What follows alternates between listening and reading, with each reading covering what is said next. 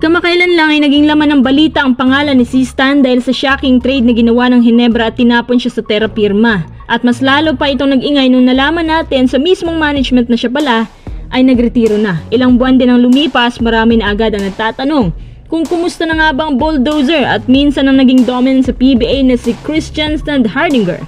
Kung meron kayong PBA player na gustong i-feature natin, especially yung kaka-retire lang na PBA player, comment naman yan sa ibaba at gagawa natin ng video yan. Tara, simulan na natin. Si Christian Karl Hermosa Standhardinger ay Phil German na pinanganak at lumaki sa Germany. Sa murang edad, kapansin-pansin na ang kanyang biyayang height, kaya agad niyang ginamit ito sa pamamagitan ng pagbabasketball.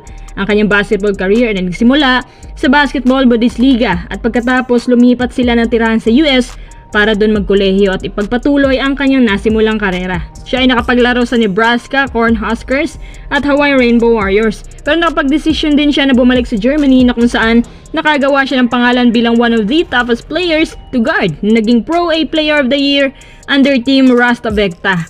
Nung gumaganda na ang kanyang performance, unti-unti na rin siya nakikilala ng Filipino basketball community. Tapos may isang agent ang nakadiskubre sa kanya kaya kinuha siya para maglaro sa Hong Kong Eastern sa ABL.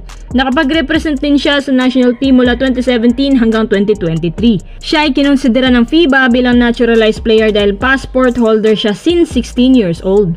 2017, nagdesisyon si Sistan na magpa-draft sa PBA at dahil mahilig ang San Miguel sa mga big man kaya syempre kinuha siya ng SMB first overall pick. Noong pumasok si Sistan sa PBA, hindi naman siya masyadong nare-recognize sa mga tao dahil naglalaro lamang siya behind Junmar. May ilang analysts din na nagsabi na hindi lalago ang career ni Sistan sa PBA kapag nakaanino lang siya kay Abay, tapos kaunting playing time lang din nakukuha niya.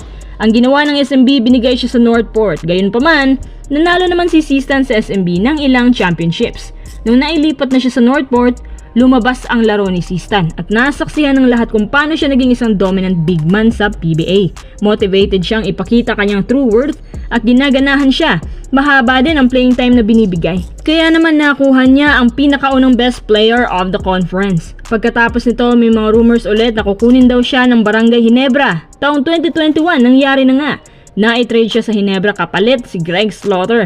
Naging usap-usapan nga ang trade na to dahil si Greg nagkaroon ng issue kay Boss Al bago umalis at later on nagkaroon din ng issue si Greg sa Northport. Balik tayo dito kay Sistan. Sa debut game niya, hindi naman naging magandang performance niya pero ilang games lang ang nagdaan biglang lumabas at naghalimaw ang stats niya na hindi bumababa sa 17 points per game. Nanalo ang Ginebra sa 2021 Governor's Cup at 2023 Commissioner's Cup. Naging Finals MVP siya plus nakakuha pa niya ang kanyang pangalawang best player of the conference.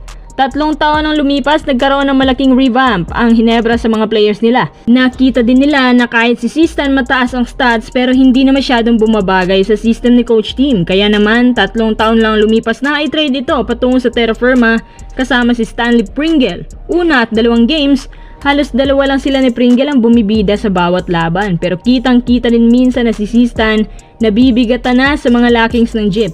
Ilang weeks ang nagdaan, hindi na nakikita ng Jeep management si Sistan sa mga practices. Yun pala, nalaman nila namin na nagretiro na pala siya na wala man lang pasabi.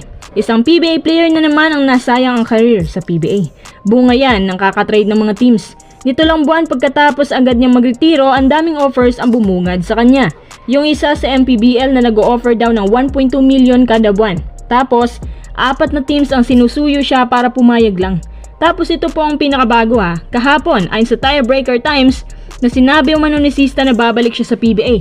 At mukhang itong si Sistan nakapili na ng team na mapapasukan mula daw ito sa PBA at malapit na raw itong mangyari. Hindi kaya converge to? Naku, exciting yan.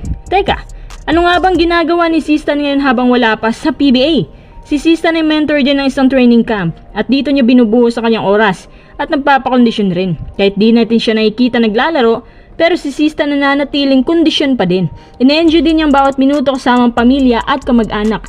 At ngayon nababalik na siya, handa na rin daw ang Terra Firma na ibigay siya sa team na may gusto sa kanya. Basta yung may malaking value din daw ang kapalit.